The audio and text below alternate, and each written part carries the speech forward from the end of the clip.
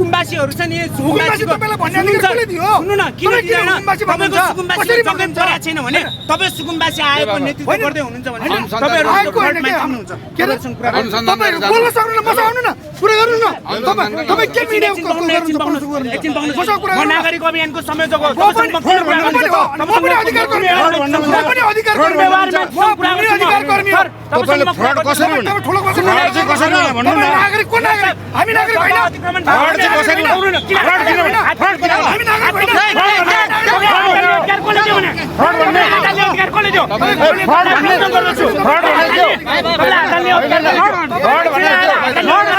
fraud भन्ने के हो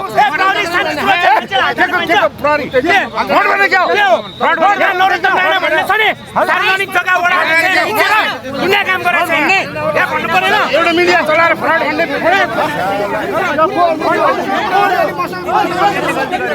चिनेको भाइ हो के त चिनेको तपाईँ पनि यो समस्यामा पर्नु भएको छैन हैन म परेको छैन तर म यो यहाँ यो सुकुम्बासी मोर्चाको म महासचिव म तपाईलाई समस्यामा पर्नु भएको छैन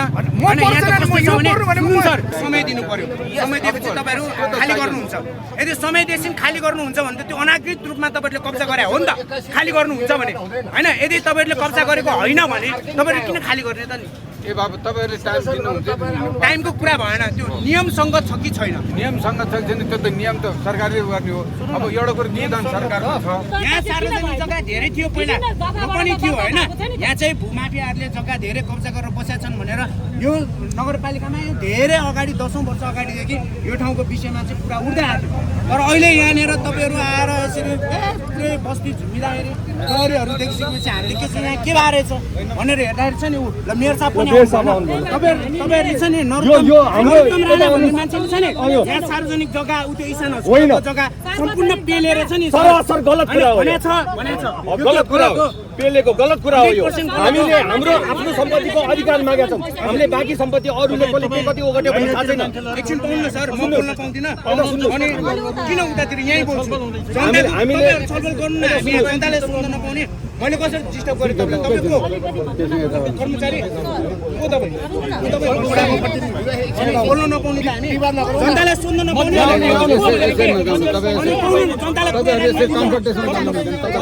जनता सबैले आवाज दिनु न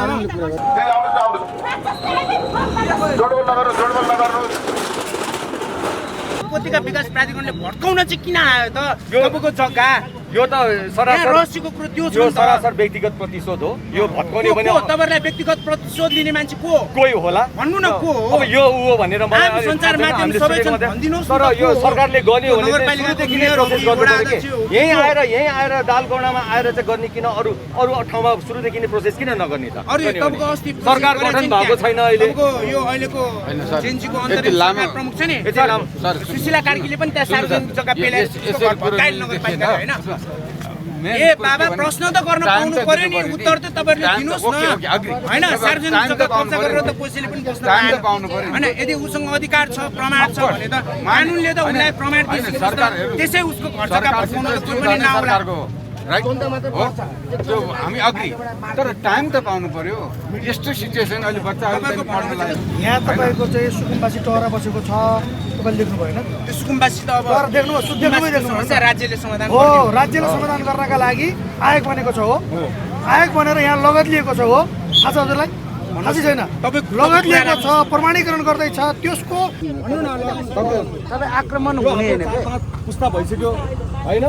हामीले यो आफ्नो सम्पत्तिको संरक्षण गरेर बसिरहेको छौं तर यहाँ अरूले ओगट्यो के गर्यो त्यो हामीलाई थाहा मतलब भएन हामीले हाम्रो सम्पत्तिको मात्रै सुरक्षा पाऊ भनेर हामीले माग गरेको दर्शकवृन्द टोखा नगरपालिका वडा नम्बर 7 को यो दृश्य जहाँ काठमाडौँ उपत्यका विकास प्राधिकरणले यहाँ बनेको संरचनाहरू जुन सरकारी जग्गामा बनेको कुरा सुनिएको छ सरकारी सम्पत्ति संरक्षणको लागि यो डोजर चलाउँदैछ डोजर चलाउनु अगाडि केही अवरोधहरू भएका थिए केही बाधाहरू भएका थिए र अहिले भने शान्तिपूर्ण रूपमा यो सहजताको लागि नेपाल प्रहरी लागेको छ यहाँ देख्न सक्नुहुन्छ घरको सामानहरू खाली गराउने र डोजर चलाउने काम भइरहेको छ सार्वजनिक जग्गा संरक्षणमा वास्तवमा यति बेला केबिडी जुटेको छ काठमाडौँ उपत्यका विकास प्राधिकरण तपाईँ आउनुभएको छ अहिले अफिस टाइमभन्दा बाहिर यो तपाईँलाई दिने ओभरटाइम हाम्रो घरको पैसा हो विचार गर्नु होला तपाईँलाई कुनै सहज गर्न तपाईँको घरको सम्पत्ति बेचेर आउनु भएको छैन यहाँ हामीले तिरेको करको पैसा हो विचार गर्नुहोस् हामी पनि नागरिक हो होइन बिल्कुल तपाईँले त्यो व्यक्तिगत रूपमा आउनु भएको छ हामीले तिरेको करको पैसा तपाईँले खाएको खोज गर्नुहोस् समय त दिनुपर्छ हेर्नुहोस् त सर होइन हजुरले हेर्न जरुरी छ हजुरले पनि उहाँसँग समन्वय गरेर जरुरी छ नि सर आदेश मात्रै मान्ने त होइन नि हजुरले पनि त विवेक प्रयोग गर्नु पर्यो होइन न हजुरले पनि कानुनको विषय त बुझेर चाहिँ बोलिदिनु पर्यो नि सर हजुरले पनि समन्वय गरिदिनु पर्यो अनि हजुर त हाम्रो दाजुभाइ होइन भने हाम्रो लागि होइन शान्ति सुरक्षा हाम्रो लागि चाहिँ होइन हाम्रो धन सम्पत्तिको चाहिँ होइन तपाईँ त्यसरी नबोल्नुहोस् वडामा बसेर नगरपालिकामा बसेर छलफल हुन्छ त्यसै तपाईँले गर्ने हो तपाईँको घरको जिम्मा लिनुहोस् जानुहोस् तपाईँको एउटा घर त पक्कै होइन अरू पनि छन् होइन र तपाईँ एक्लै बोल्दाखेरि विचार गरेर बोल्नुहोस् किनभने समाजको कुरा हो कि हजुरलाई मन पर्न सक्छ हजुरले टाइम लिएर हजुर 2 दिनमा सार्न सक्नुहुन्छ जाने ठाउँ होला अरूको नहुन सक्छ के गर्छ त्यसले हो त्यही भएर त्यो स्थानीय तहमा बसेर स्थानीय सरकार छ वडा चाहिँ हुनुहुन्छ मेयर हुनुहुन्छ त्यहाँ बसेर छलफल गर्ने नभए उहाँकै कारणमा हामी जान्छौँ नि आज पनि सर्वदलीय बैठक गरेर बस्न आएको हामी तर यहाँ त सिधै घरको अगाडि रोड आइसकेको छ अनि खोइ सर्वदलीय बैठकमा मर्म के हो अनि हामी नागरिकले आफ्नो आवाज राख्ने कहाँ हो होइन हामीले बोल्ने कुरालाई गलत छ कानुनभन्दा फरक छ भने भन्नुहोस् लानुहोस् हामी जहाँ जान तयार छौँ तर हामीले पनि कानुनको कुरा गरेको हो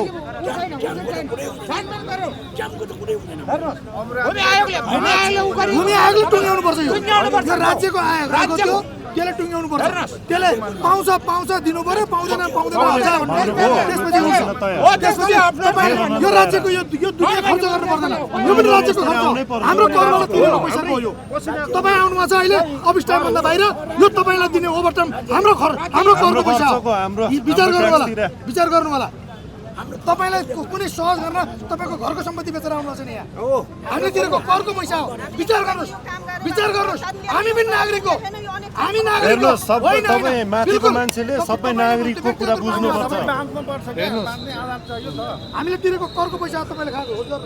दर्शकवृन्द अगाडिको दृश्य टोखा नगरपालिका वडा नम्बर 7 को हो जहाँ बनेका यी सबै संरचना सरकारी सार्वजनिक अतिक्रमित संरचना हुन् भन्ने आएको छ र नभन्दै काठमाडौँ उपत्यका विकास प्राधिकरणले यसमा बिहानै डोजर ल्याएको छ बाक्लो मात्रामा नेपाल प्रहरी छ विशेष गरी यो चाहिँ यस अगाडि पनि काठमाडौँ उपत्यका विकास प्राधिकरणको जिल्ला आयुक्त सुभाष बस्नेत हुँदाखेरि पनि उहाँले पटक पहल गर्नुभएको थियो यसमा सार्वजनिक सम्पत्ति अतिक्रमितलाई फिर्ता गर्नको लागि तर त्यति बेला सम्भव भएन तर जुन अन्तरिम सरकार बन्यो र त्यसपछि अहिले जुन जिल्ला आयुक्त सुनिता श्रेष्ठ हुनुहुन्छ लगायत प्रमुख आयुक्त विकास आयुक्त जानुका ढकाल हुनुहुन्छ उहाँहरूको नेतृत्व अहिले जुन अन्तरिम सरकार अथवा नेपाल प्रहरीले जुन आदेश पाएको छ आदेशको पालन गर्न पाइसकेपछि अर्थात् माथिबाट खासै अवरोध नआइसकेपछि रोकिनुस् फिर्ता जानुस् नभनिसकेपछि विधिको शासन गर्न नेपाल प्रहरी सक्छ भन्ने उदाहरण उहाँहरूले प्रस्तुत गर्दै हुनुहुन्छ त्यो अवस्थाबाट पनि यहाँ केही प्रभावित साथीहरू स्थानीयहरू त कराउँदै हुनुहुन्थ्यो यद्यपि जुन सरकारी जग्गा हो विधिको शासन स्थापित गर्नुपर्छ भन्ने विषयमा उहाँहरू पनि त्यति दुई मतमा त हुनुहुन्न यद्यपि समय सामान सार्ने समय चाहिन्थ्यो भन्ने कुरा चाहिँ आइरहेको छ यतापट्टिको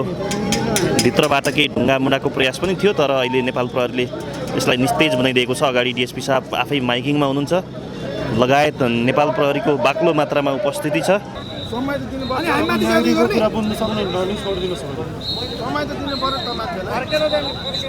बाल बच्चा छन् आफ्नो अवस्था छ यहाँ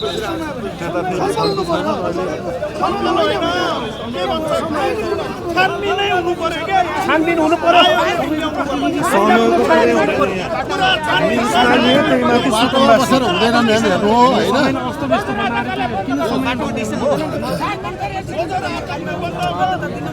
म त दिइहाल्छु नि मैले त भनेको म त हिजो पनि साम्बल्य गरिसकेँ तपाईँहरूले चाँडोभन्दा चाँडो भर्खनुहोस् भनेर मैले त हिजो बोलेर हिँड्छु नि तर मैले भनेको म जानु भने यो भनेको मेरो साम्बलिक भइसक्यो तपाईँहरू आउनुहोस् ठिक छ तपाईँहरूलाई दबाब होला समयको त कुरै हुँदैन ठिक छ समयको त कुरै हुँदैन हामी स्थानीय सुकुम्बासी हामीलाई स्थानीयले नहेरे कसले हेर्ने साँच्चै नै भनेको म नाममा लिने हो भने बसेर छलफल गरौँ कति दिन स्थानीय होइन भने होइन भन नागरिकता देखाइदिन्छु म त्यसपछि भनेको 16 बाटो बसेर